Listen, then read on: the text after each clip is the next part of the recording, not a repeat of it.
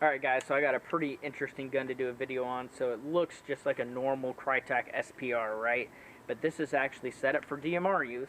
Now some of you guys are going to start roasting and saying, but it uses M4 mags. It's not an SR25 or a 308. You know, that's beyond cringy to me, but this is going to be set up for DMR use, which I think is great. That's great. You know, it's a longer M4. The owner's going to abide by the semi-locked rule and the FPS rule and the MED rule. So why not be able to have it shoot the DMR FPS? Just because it uses an M4 mag doesn't mean that it shouldn't be able to be a DMR. But at the same time, it is extremely cringy when kids will use stock combat machines and throw a scope on it and call it a DMR. That's cringy. This is actually DMR performance, and that's what counts. I don't care what size magazine it uses, because that's petty. But the guy shipped it to me because he wants a DMR. Now, his field actually allows 500 feet per second with a .2 gram BB for DMR semi-locked, which is insane. Most places are 450. His place allows 500. So this gun shoots 500 feet per second. Crazy, right? Now, it is a KRYTAC Mark II SPR base. It's pretty hefty. It's very solid. Obviously, KRYTAC guns are super solid. It was a great base gun. So let me just start from the back. Just got a KRYTAC crane stock, ambi sling mount, standard buffer tube. It's the Defiance pistol grip, KRYTAC Mark II Trident body, which is nice. I kept the ambi feature. I did have to cut the screw out because the screws strip like crazy. So it does have that mark on it, but it is ambi, just in case. I'm not sure if he's a lefty or a righty. Dust cover, charging handle. It's got a Swiss Arms scope. It's a 4x32. The cap for the scope isn't even the right size. He did mention he was going to get a new one because this is bad. The eye relief is awful on it. So he's going to grab a new scope. It's got a riser, a UTG riser on it. So probably for when he's wearing goggles so he can see down the scope. So that's cool. It's got the KRYTAC key mod rail. We're probably looking at, I don't know, 12 inches on here. I think the barrel's 16 inches, so about 12 inches on the rail, 16 on the barrel. It's got a Fortis vertical grip, kind of vertical angle.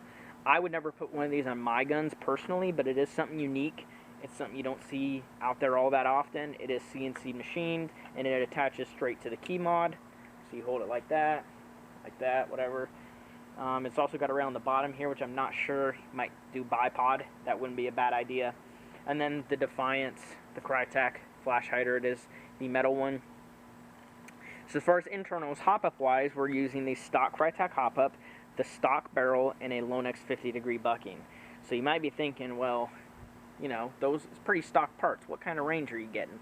We're getting a solid 250 feet out of this thing, which is actually pretty incredible for running the stock parts. I'm more of a guy that has budget for people, budget builds, where he could spend, you know, he could put an R-Hop Prometheus barrel in here and spend $100 on that. But honestly, it's not worth it to get, you know, maybe 20 feet more range. It's not worth it if you ask me. This thing's shooting incredible. I would just leave it as is, just use heavy BBs. I'm going to be shooting .3s out of it, but he is going to be buying .32 HPA BBs, which I've seen very good results. I would go with the 3.2s or the 3s. I wouldn't do 3.6s. The hop-up might not be able to hop all the way up to 3.6s because it's getting close to being all the way up. But where I have it right now, shoots over hops a little bit, perfect, 250 feet with 3s. But 3.2s is also, it's just a, you know, 0.2 gram difference, not a whole lot. So those will be a great option for him.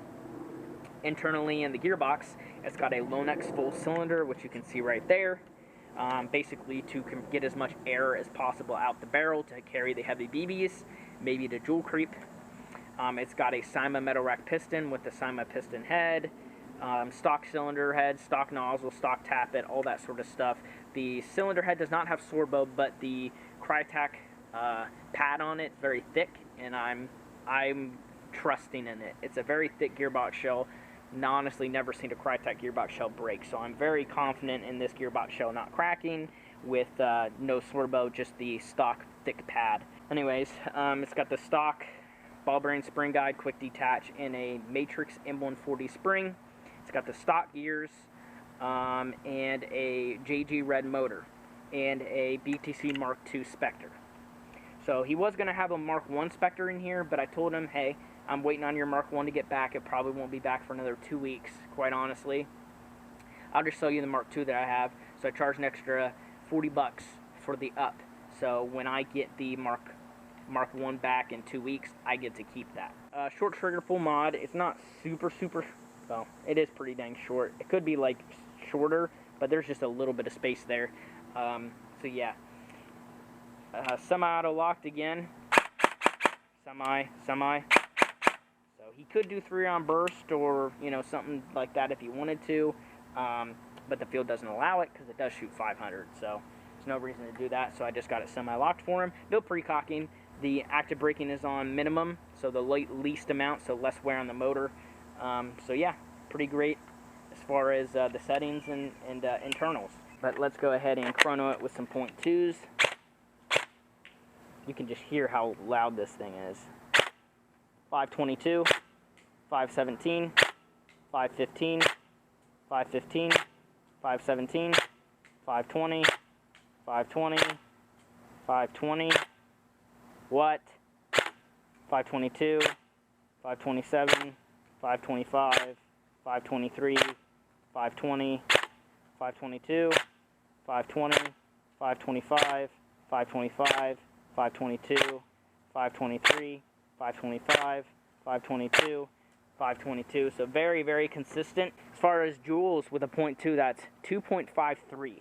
He did send me this Lonex flash mag. He has brand new, and then he has a basic high cap.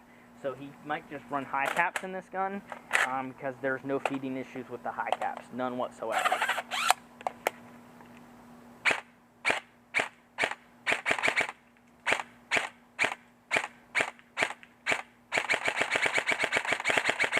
Trigger response is pretty decent. Again, this is cycle completion. This is no pre-cocking. Obviously, it's not as quick and as snappy, but guys, it's pulling an M140 spring. This thing is extremely heavy.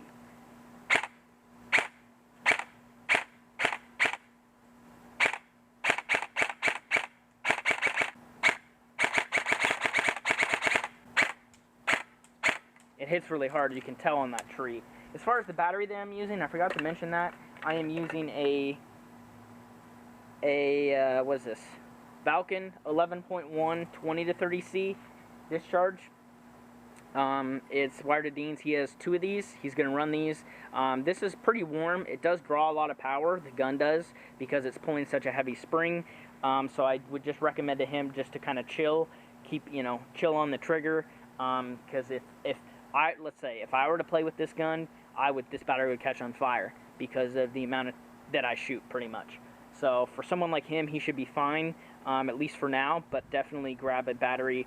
I told him to grab a Nanotech 2000 milliamp. Just with more milliamp, it's going to be able to supply more power to the gun to cycle it better. All right, let's go ahead and get a joule reading with 0.3s. Got it set for 0.3s.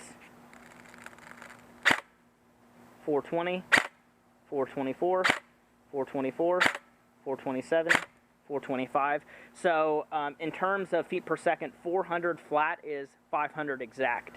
So I hope that makes sense. 400 with a 0.3 is 500 with a 0.2.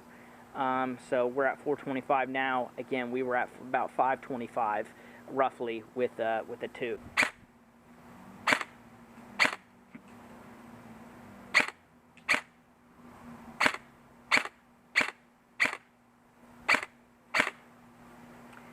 Yeah, these things are going 250 feet for sure.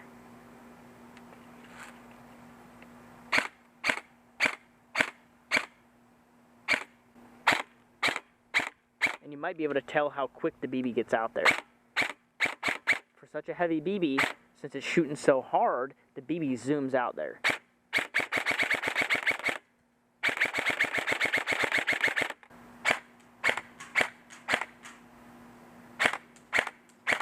The trigger response is pretty snappy. He's definitely going to be able to punch through brush with this thing as well.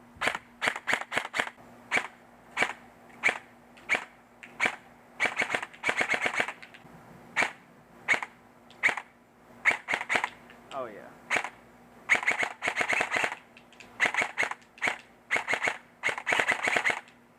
Alright. Alright guys, so come with me on this adventure. I'm going to go into the woods over here and shoot at range. We have a huge field that goes probably a full mile. So I can shoot out into the field and see this gun's max range.